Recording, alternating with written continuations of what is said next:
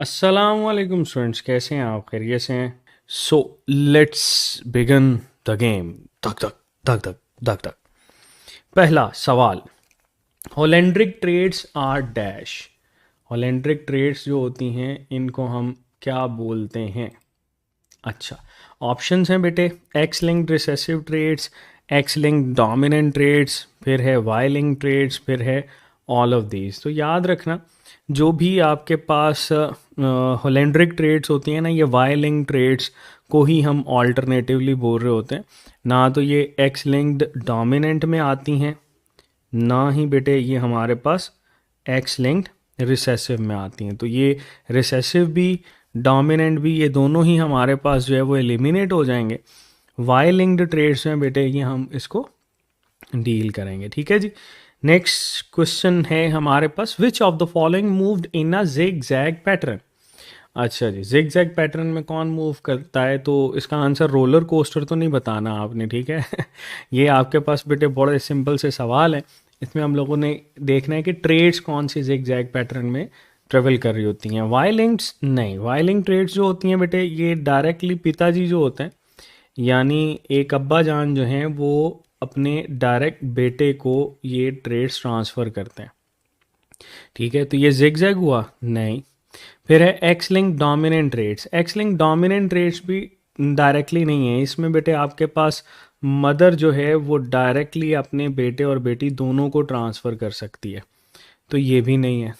फिर है हमारे पास एक्स लिंक्ड रिसेसिव ट्रेड्स। हाँ, एक्स लिंक्ड रिसेसिव में होता है कि जो मदर होती है वो अपने बेटे को डिजीज़ ट्रांसफ़र करती है, ठीक है, और फिर बेटे से या आपके पास उसकी डॉटर के अंदर जो है वो ट्रांसफ़र होती है।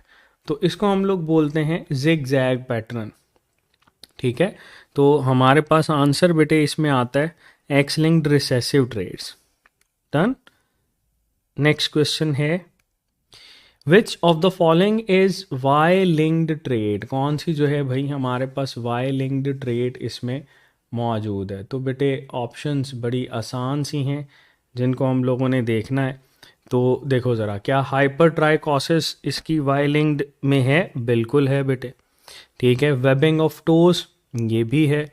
हीमोफीलिया है? नहीं, ये एक्स लिंक्ड रिसेसिव है। तो अगर ए और बी दोनों हैं तो हम लोग ऑप्शन डी को जो है वो सही करेंगे। ऑप्शन डी सही आंसर होगा। नेक्स्ट है, if traits are present on both X and Y chromosome it will be called as dash. इसको क्या बोलते हैं हम?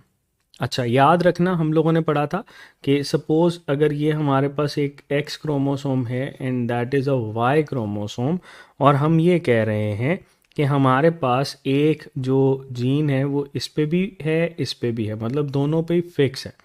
तो इसको हम लोग क्या बोलेंगे? That will be refer to as autosomal behaviour. लेकिन ये ट्रू ऑटोसोमल नहीं होगा, ना ही ये आपके पास जो है बेटे सेक्स ट्रेट्स कंप्लीटली आएगा। That will be refer to as pseudo autosomal. ठीक है, तो सेक्स ट्रेट्स आपके पास एलिमिनेट हो जाएंगी, ऑटोसोमल एलिमिनेट हो जाएंगी, सूडो ऑटोसोमल आपके पास आंसर होगा। क्लियर।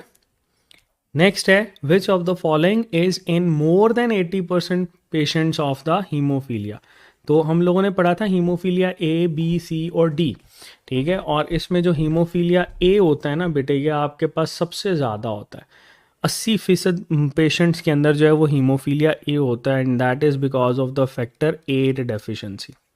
ठीक है, फिर हीमोफीलिया बी जो होता है ये आपके पास 20% में होता है, और ये आपके पास किस फैक्टर, फैक्टर 9 की डेफिशिएंसी की वजह से। हीमोफीलिया सी जो है बेटे ये लेस देन 1% के साथ एसोसिएटेड है, and that is factor 11 deficiency. ठीक है, हीमोफीलिया डी तो होती नहीं है, तो चलो आंसर हमारे पास आएगा ऑप्शन ए।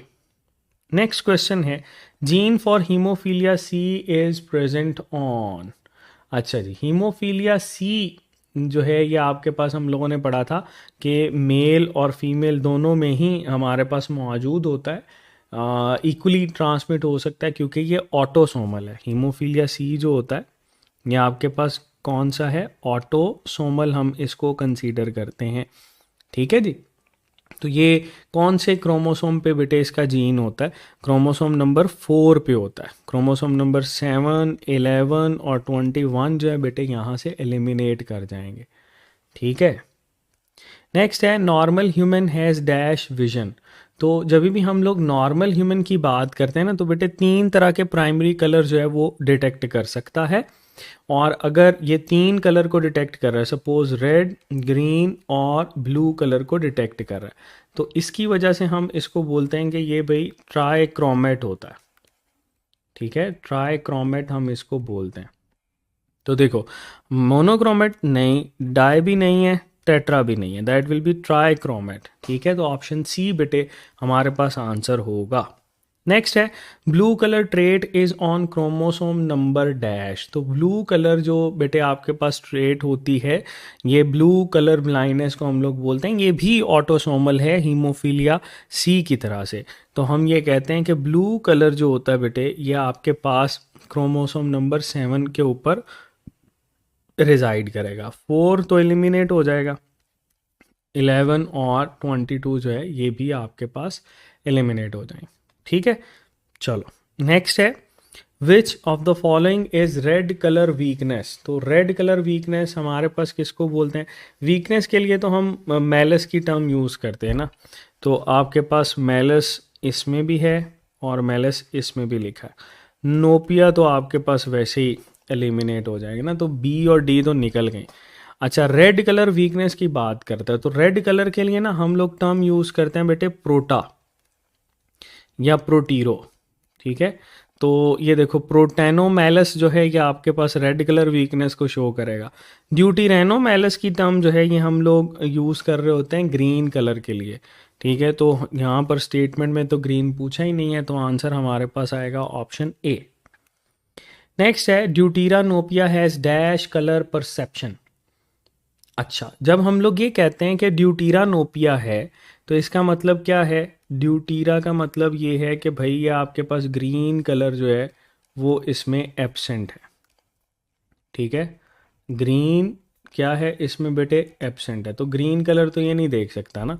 तो परसेप्शन पूछिए यानी कौन कौन सा कलर देखेगा, तो इसमें बेटे बाकी 2 कलर कौन से बचते हैं? रेड और ब्लू।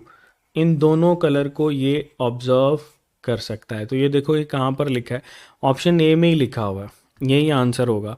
ऑप्शन बी, सी और डी जो है ये हम लोग बेटे एलिमिनेट कर देंगे। डन। ये थे बेटे हमारे पास ये क्वेश्चंस जिनको हम लोगों ने डील किया